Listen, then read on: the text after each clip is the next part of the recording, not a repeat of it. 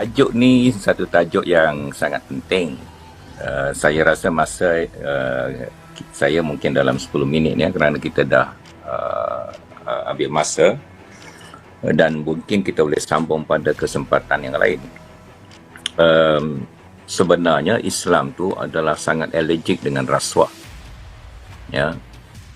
Dan dalam Islam, rasuah ini adalah komponen daripada corruption, ya.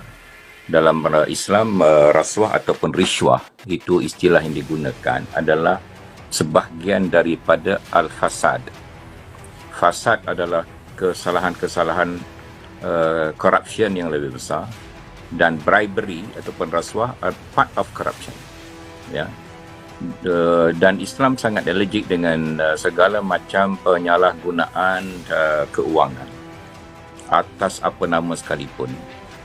Dan antara doa kita orang Islam ialah ikfini bihalalika an haramika, cukupkan saya dengan rezeki yang halal dan jauhkan saya daripada rezeki yang haram.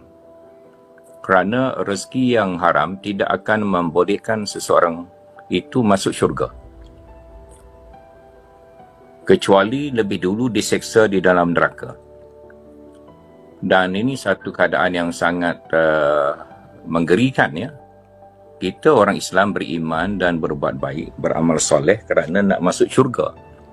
Tapi kalau harta dan perolehan kita adalah haram, itu diharamkan untuk kita masuk syurga sebelum kita dibakar di dalam neraka. Tetapi malangnya, kenapakah di negara kita, dalam konteks negara kita, saya kira yang paling banyak terlibat dengan penyalahgunaan kuasa, rasuah dan penyelewengan, pelaku curang, tidak amanah, pecah amanah, ini adalah orang-orang Islam. Jadi kita nak bercakap tentang kerasuah dalam Islam, sedangkan kita orang Islam antara penunjuk contoh kepada keadaan ataupun amalan rasuah di negara kita. Mana letaknya maruah kita orang Islam, ya? Kita tengok dalam skop yang besar dulu secara general, dalam pilihan raya. Pilihan raya yang lepaslah kita ambil, ya. Isu penyelewengan 1MDB begitu marak sekali, ya. Bukan saja dalam negara kita, tetapi di luar negara kita. Negara-negara lain juga membongkar skandal ini. Kalau kita sebagai orang Islam yang diajar menolak amalan rasuah, amalan penyelewengan, salah guna kuasa, sepatutnya kita pengundi Islam sepakat untuk menolak parti yang terlibat atau pemimpin yang terlibat dengan skandal itu. Tapi itu tidak berlaku, ya. Tidak berlaku. Bahkan parti yang dikatakan memperjuangkan Islam tiba-tiba pergi mengesahkan pihak-pihak yang terlibat dengan skandal itu. Mereka bersekongkol dalam pilihan raya yang lepas dengan strategi ataupun aturan pilihan raya yang membolehkan mereka mendapat undi dalam pilihan raya yang lalu. Walaupun kerajaan UMNO Barisan Nasional tumbang kerana kesilapan strategi itu, tetapi persekongkolan di atas pentas politik di antara parti yang menamakan dirinya Parti Islam dengan parti yang menjadi pentas kepada pemimpin-pemimpin yang terlibat dengan 1MDB, dan perkara itu tidak dipersoalkan oleh ahli-ahli mereka. Jadi kalau parti yang bernama Islam itu semurah itu pendirian mereka dan toleransi yang begitu rendah terhadap amalan penyelewengan yang bernama 1MDB, kita boleh lihat bagaimana pendirian orang Islam sendiri, ya. Dan saya melihat keputusan pilihan raya yang lalu di mana kebanyakan majoriti orang pengundi bukan Islam, mereka memilih gagasan perubahan ataupun reformasi. Kebanyakan pengundi Islam pula mengekalkan establishment yang terlibat dengan 1MDB itu. yang menunjukkan bahawa dari segi ini sekurang-kurangnya pengundi bukan Islam, mereka mempunyai prinsip menolak penyelewengan keuangan lebih kuat daripada pegangan prinsip orang-orang Islam. Walaupun ada kita boleh mempersoalkan konklusi umum saya itu, ya, tetapi lebih kurang itulah gambaran sikap orang Islam terhadap amalan penyelewengan keuangan, terutama yang terlibat dengan berkerajaan ataupun governance, ya. So, kita bukan saja nak bercakap tentang rasuah yang kecil-kecil daripada peringkat orang kampung, terima bantuan keuangan dan tukar dengan undi mereka pada parti-parti yang memberikan mereka habuan. Tetapi apa yang kita sedihkan ini sudah meningkat kepada satu tingkat yang lebih tinggi, ya, iaitu ahli-ahli parlimen yang diharapkan boleh mengawal amalan penyelewengan dan rasuah dan salah guna kuasa ini. Kita lihat buat pertama kali secara massa ahli parlimen tunduk kepada scheme of things, ya, skema rasuah yang lebih besar. Sebab itulah kita kena ada jawatan menteri yang begitu ramai, timbalan menteri yang begitu ramai. Mana ahli parlimen yang tak dapat jadi menteri dan timbalan menteri dilantik pula jadi pengurusi itu dan ini. Ada lagi baki dilantik pula jadi penasihat menteri, duta yang bertaraf menteri, pengurusi majlis pemulihan bertaraf menteri. Ini semua adalah scheme of things yang kata ringkasnya adalah rasuah. Jadi daripada satu tahap yang kita bersungguh-sungguh memerangi rasuah, kita telah mendapat bala rasuah yang lebih terbuka, yang lebih berskala besar, yang lebih dahsyat, yang lebih menyeluruh. So, bagaimana tak sedih kita sebagai seorang Islam, dan kemudian kita nak mengajar orang lain tentang Islam menentang rasuah, Islam menentang pendapatan daripada sumber-sumber yang haram. Daripada mana parasuah ini datang, ya?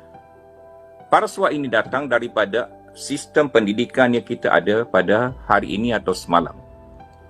Dan sistem pendidikan yang saya maksudkan bukan secara pendidikan formal di sekolah-sekolah, universiti, tetapi juga pendidikan informal yang kita alami sebagai seorang Muslim.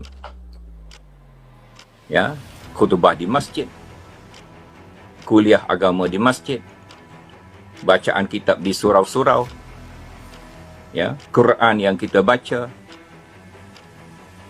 Mungkin sistem pendidikan kita telah ada handicap, kecacatan yang besar sehingga tidak membawa apa yang diajar oleh Islam itu ke dalam jiwa raga dan jati diri seorang Muslim Malaysia.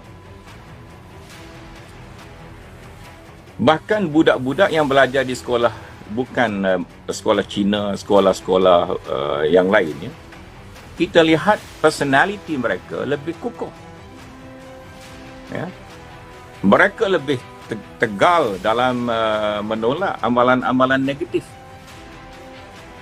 yang kita didik di sekolah kita melalui sistem pendidikan kita secara tidak formal juga gagal. Kalau kita lihat trend rasuah yang ada di hadapan mata kita sekarang, kita sebenarnya sedang menuju kegagalan yang lebih besar. Jadi di mana silap, saya tak nak sebut pada hari ini kerana perbincangan kita ringkas.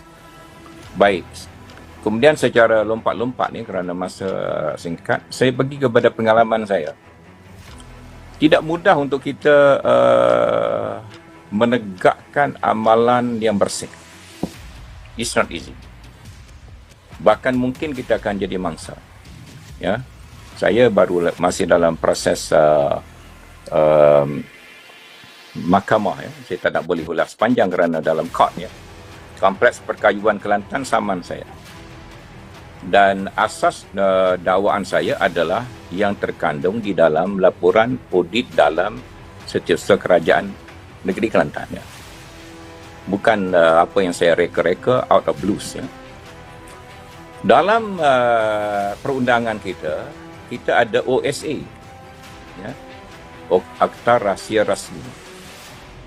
Kalau tanya saya apa yang patut kita hapuskan, antara lain kita hapuskan OSA. Barulah semua perokyomen, kontrak, pemberian tanah, lombong, balak. Sekarang ni balak dah berkurangan. Yang ada sekarang ni yang jadi trendy adalah perlombongan. Ya. Lombong kita diekspor terus raw. Kita tak proseskan dia. Ya. Dan berapa kehilangan wang pada negara? Dan kehilangan wang negara itu juga adalah kehilangan wang rakyat-rakyat yang miskin. Ya. Rakyat yang susah, yang menderita, yang tak cukup duit nak beli susu anak, yang kena kanser payudara, tak ada wang nak belanja, yang suami ceraikan mereka, tak ada siapa nak support. Inilah orangnya yang akan menuntut kita di hari akhirat atas apa yang kita salah uruskan di atas dunia ini. Tetapi orang miskin ini tak tahu apa hak mereka. Ya, mereka tak ada kuasa empowerment untuk menuntut apa yang sepatutnya dilakukan oleh pemimpin kerajaan. Dan kalau kita salah expose, kita akan disaman. Dan proses mahkamah adalah sangat lama. Ya. Dalam kes Air Kelantan Sendim Berhad, saya habis lebih kurang 5 tahun. Ya. Dan it cost me a lot. Ya, banyak kos. Walaupun akhirnya saya menang. Ya. Dan tetapi sebelum saya menang, saya dianggap sebagai pemfitnah. Orang hidup kata macam semua tu banyak pelawak pada betul. Minta maaf hamba sebut hari ni kalau Datuk Usai kecek ni bukan saya dia mula. Mula tak Datuk dah. Kena tarik hamba tak teringat. Cik Usai, YB Usai. YB Usai kecek ni banyak ke tu pelawak. Apa bani ayat pelawak? Yang kedua pusing cerita. Kelebihan dia tu hebui ni, dia boleh konas kita. Kalau ibarat budak kan, tai ayam monep satu ya. Tapi nyolesek dia habis bokor. Sebutir bokor kata dia lesek tai ayam monep satu. Tu kelebihan dia. Tu kan cerita nak sebehat. Ni contoh paling mudah. Jadi orang yang pelawak. Pelawak ni tak kening orang. Jadi kerana kita ketiadaan ruang-ruang yang lebih efisien, mekanisme yang lebih efektif bagaimana amalan buruk itu boleh didedahkan, kemudian dihentikan dan kemudian diambil tindakan yang sepatutnya. Kalau SPRM siasat itu ini pun dia pergi jalan sekerat, lepas tu hilang tengah jalan, kita tak tahu apa dah jadi. Ya. Siasatan tersangkutkah? Tak ada keskah? Apakah sebabnya? Itu belum lagi pendakwaan. So, saya mencadangkan OSA kita hapuskan. Ramai orang remang bulu roma lah. Ya. Mungkin ada yang very kontra lah kerana takut nak. Kalau OSA hapus, kita boleh buka file. Pembalakan beri pada siapa, kenapa tak ada tender, kenapa yang ni dapat lebih ni. So, banyak orang tak suka lah. Tetapi untuk membarengi rasuah, kita kena ada satu kekentalan pendirian politik. Ya. So, figure-figure politik yang kental ini kita kena support, kita kena ketengahkan. Kalau tidak, kita cakap kosong saja. Dan Dr. Sri Akbar tadi mungkin bangkitkan masa PH. PH pun tak buat apa.